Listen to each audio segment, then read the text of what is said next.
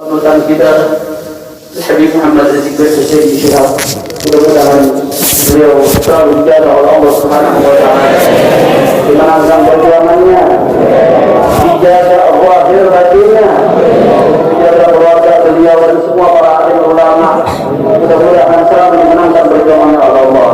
Amin ya rabbal alamin. Kita mintakan langsung kepada imam besar kita.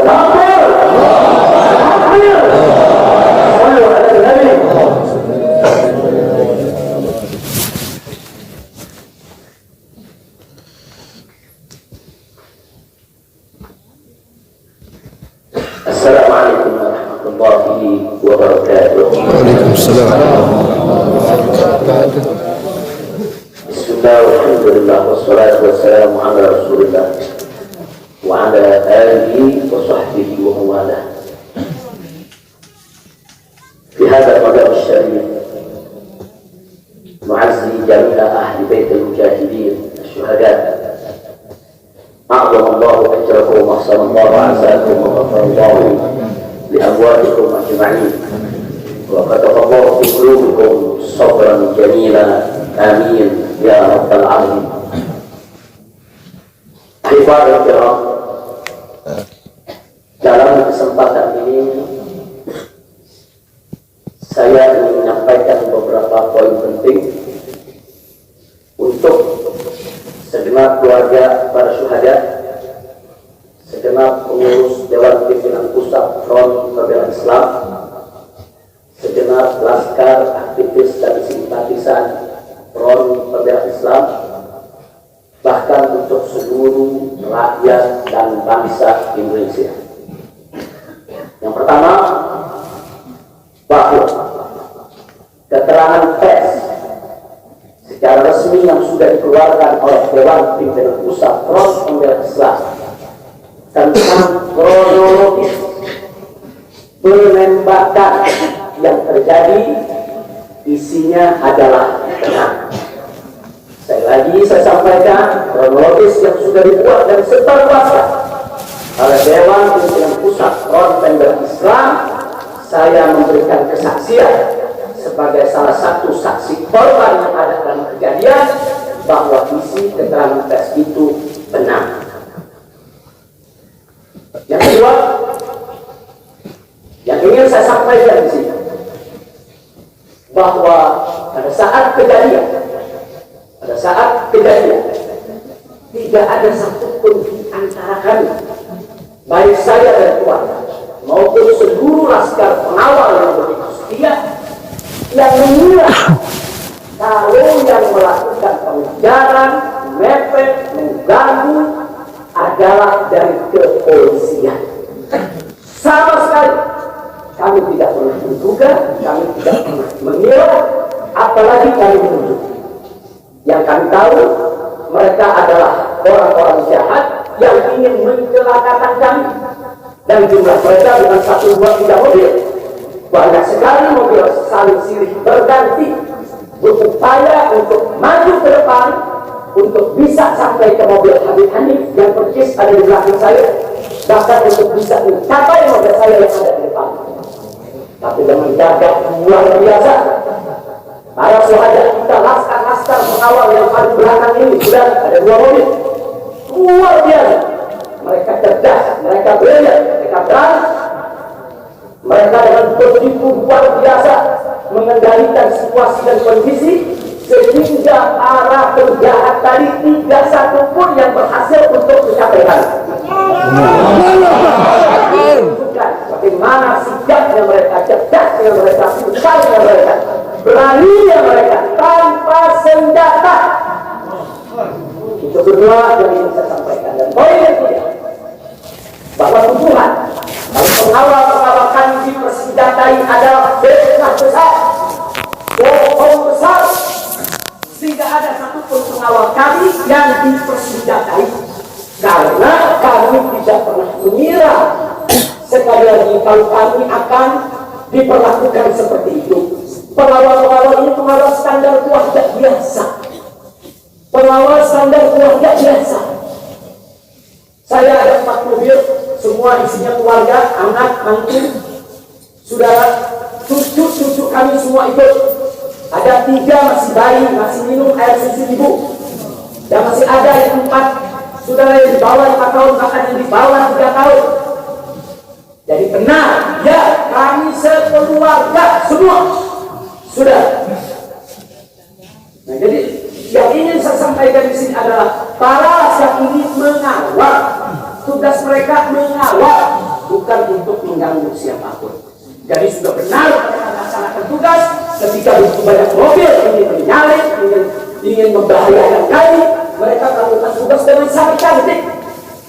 Mereka tidak mencelakai orang dengan sangat cantik, yaitu bagaimana mereka mengusir satu persatu mobil-mobil tersebut sehingga tidak berhasil masuk ke dalam tonggo. Dan subhanallah, di awal yang keempat yang ingin saya sampaikan di sini, dengan takdir Allah, laulahu, tanpa mereka ini para syuhada, mungkin kami sudah digiring ke medan pembantaian yang mereka rencanakan. Allah mentakdirkan sesuai dengan kehendak Allah Subhanahu wa taala. Demi Allah, saya dan keluarga siap setiap saat untuk menghadapi mati syahid ya. Untuk serangkah pun juga tidak akan pernah takut untuk menghadapi segala ancaman dan teror. Itu saya sampaikan sekali lagi, 6 laskar yang mati syahid ini, mereka laskar yang luar biasa, mereka laskar yang setia.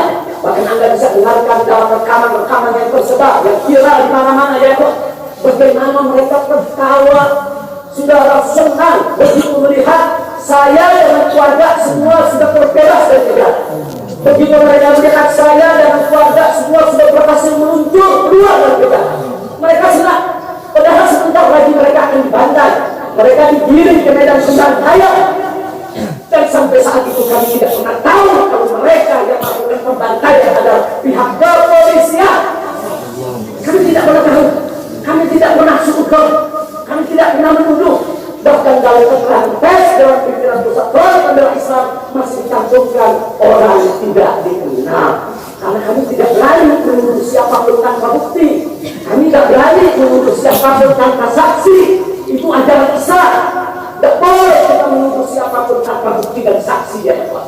Tapi subhanallah, tatkala dari pagi sampai siang kami kerahkan laskar-laskar Kerawang dipimpin oleh pimpinannya masuk ke setiap rumah sakit di wilayah Kerawang, masuk ke setiap kantor polisi saudara di Kerawang, menyapu bersih itu jalan tol. Saudara, setiap rest area didatangi semua dalam rangka untuk mencari para syuhada ini. Di mana mereka? Di mana mereka? Tapi subhanallah, akhirnya Allah buka mulut yang membantai saudara. Allah buka mulut mereka. Allah buka mulut mereka saudara. Tak bisa mereka sembunyikan saudara. Allah Maha Kuat, Allah Maha Besar, Allah Maha Kuasa. Allah buka siang itu kapolda dan polda yang mengaku ya. Kalau para penyerang, para penyergap, para penyumbel, saudara yang kami semua juga mereka bajingan penjahat, saudara yang ingin mencelakai kami, ternyata diakui sebagai bagian daripada penyelidikan, bagian daripada penyidikan Polda Metro Jaya. Bukan kami yang menuduh, mereka yang mengaku ya Tuhan.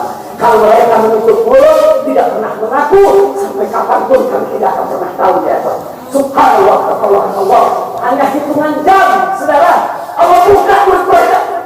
Padahal bukannya kalau mereka tutup seumur hidup pun kami tidak tahu. Tapi Allah Maha tahu, Allah Maha berkehendak. Allah buka mulut mereka saudara, Allah buka pengakuan mereka saudara, sehingga sekarang menjadi terang benderang siapa para pelaku penjahat itu saudara. Ini poin-poin penting yang ingin saya sampaikan. Dan semalam saudara kita sudah membentuk tim untuk memeriksa secara utuh bagaimana kondisi daripada 6 jenazah syuhada kita. Saya sudah mendapatkan laporannya secara lengkap. Nanti pada saat yang tepat akan kita adakan siaran pers secara nasional, dan saya sampaikan kepada semua seluruh bangsa dan rakyat Indonesia, kami akan menempuh jalur hukum secara prosedur. Kami akan kejar siapapun yang terlibat dalam pembantaian ini. Kami tidak akan biarkan mereka tidur tenang.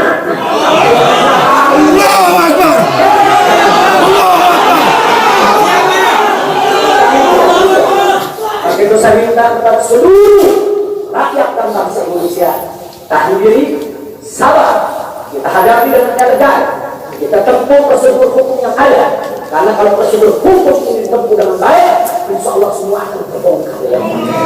Siapa yang melakukan pembantaian di medan lapangan, sampai siapa yang menjadi otak saudara yang mengatur ini semua akan terungkap. Tapi kalau Anda emosi, kalau Anda berjuang sendiri-sendiri, maka ini akan terkubur, tidak akan pernah terungkap ya Tuhan. Maka itu saya minta sekali lagi, sabar, sabar. Ada saatnya ya Tuhan, ada saatnya kita akan melakukan perlawanan, ada saatnya ya Tuhan, kita harus melakukan jihad fisabilillah. Jangan lupa, suhada kita yang enam ini mereka sudah melakukan tugas jihadnya, menjaga kabar, menjaga ulama, dan mereka sudah mendapatkan hadiahnya dari Allah, mati sebagai syahid. Insya Allah akan mereka diterima oleh Allah Subhanahu wa Ta'ala. Dan sengaja memang kami meminta bantuan dari keluarga masing-masing untuk bisa mereka dimakamkan di pondok pesantren atau Quran Saleh ini. Akan tapi salah satu daripada syuhada kita atas permintaan keluarga mereka, ibundanya yang begitu cinta kepada sang anak ya Tuhan, dibawa ke rumahnya dan dikubur di rumahnya. Jadi sekali lagi, mudah-mudahan semua syuhadanya menanggung diterima. Saya tidak ingin berpanjang lebar lagi, tapi sekali lagi bahwa DPP MPI sudah berkomitmen dengan seluruh ormas-ormas Islam yang ada ya Pak. Anda bisa lihat bagaimana ormas-ormas Islam sudah memberikan pernyataan sikap dan berbagai kalangan, di mana kita kompak semua satu kata bahwa harus dibentuk tim pencari fakta independen yang melibatkan semua elemen, yang melibatkan Komnas HAM, Amnesty Internasional, bahkan kami minta juga Komnas HAM anak untuk ikut berbuat, karena di dalam kejadian itu ada yaitu 3 bayi dan masih ada lagi yaitu 4 balita ditambah 1 lagi balita dan salah seorang anak kerabat kami ya Pak. Jadi pada kejadian itu tidak kurang dari 12 wanita, 3 bayi dan 6 balita yang masih berada di bawah usia 5 tahun. Komnas HAM anak tidak boleh dibiarkan, karena pada saat kejadian itu ada bayi-bayi yang ketakutan karena mobil itu meluncur tidak wajar, tidak semestinya. Dalam goncangan mobil tersebut, bayi-bayi itu menangis, ibu-ibu itu menangis, mereka terteror, terintimidasi, mereka betul tidak takut. Ini satu teror yang luar biasa. Nah, karena itu sekali lagi Komnas HAM perempuan, Komnas HAM anak, mereka semua harus ikut terlibat. Tidak boleh ketidakadilan, tidak boleh kebohongan semacam ini dibiarkan terjadi di negara Kesatuan Republik Indonesia. Kalau hari ini kejadian sadis brutal seperti ini bisa menimpa saya dan keluarga, bisa menimpa 6 syuhada ini ya Tuhan, maka kalau dibiarkan besok akan bisa menimpa siapa saja warga negara Indonesia di negeri ini. Maka itu saya ajak semua elemen bangsa ini, dari mulai presidennya, DPR-nya, dan seluruh institusi kenegaraan terlibat, yaitu secara bersama-sama untuk mengungkap fakta yang sebenarnya apa yang terjadi di balik semua ini. Itu saja yang bisa sampaikan. Sekali lagi ya Tuhan, malam itu saya dan keluarga keluar lewat dari jam 10 malam. Kenapa kami lewat dari 10 malam? Karena kami pikir kalau keluar jam 7 atau ba'dal maghrib banyak krodit macet di jalan ya Tuhan. Nah, lewat dari jam 10 supaya jalan agak senggang. Nah, kami harap sekitar jam 12 atau lewat kami sudah sampai di tujuan. Tujuan kami suatu tempat peristirahatan yang memang cocok buat kesehatan. Kami sedang membutuhkan sedikit waktu lagi untuk memulihkan yaitu tenaga kami, kesehatan kami. Dan selain itu juga, saudara kami tidak pernah menyangka kalau perjalanan kami malam itu sebetulnya sudah direncanakan oleh pihak lain untuk dikirim ke medan pembantaian. Kami tidak pernah menyangka dan kami tidak pernah juga tujuan kami hanya tempat peristirahatan, sehingga kalau jam 12 atau setengah 1 kami sudah sampai, kami beristirahat dan sungguh kami punya pengajian keluarga, baca Al-Quran, baca hadis, baca zikir, hanya khusus untuk keluarga kecil kami saja, untuk anak, menantu, cucu, dan untuk sister yang menemani cucu-cucu kami, itu juga untuk beberapa anggota kerabat kami. Jadi kami tidak pernah menyangka acara yang sebetulnya begitu sederhana, indah, saudara ternyata sedang dikirim ke medan pembantaian. Dan subhanallah, akhirnya kami semua selamat. Berkat apa? Dengan takdir Allah, berkat perjuangan ke-6 syuhada ini. Tanpa perjuangan ke-6 syuhada ini, mungkin kami saat ini tidak bertemu Anda lagi di sini. Maka itu saya sampaikan sekali lagi kepada keluarga para syuhada, keluarga para syuhada, Anda semuanya harus bersabar kepada Allah Subhanahu wa Ta'ala, ridho kepada keputusan Allah, dan jangan khawatir. Keluarga Anda yang kembali kepada Allah ini mati sebagai syahid, Allah akan masukkan mereka ke dalam surganya. Allah akan berikan kepada mereka kelak syafaat untuk menolong seluruh anggota keluarga, bisa dimasukkan ke dalam surga. Itu saja yang saya sampaikan. Kita jangan menunda lagi, langsung kita laksanakan sholat jenazah saat ini. Sudah untuk 6 syuhada. Silakan anggota keluarga di sok pertama. Ini kan Ustaz Rafiq, selamat datang. Silakan Dr. Haikal Hasan, semua yang ada di sini. Silakan di sok pertama keluarga.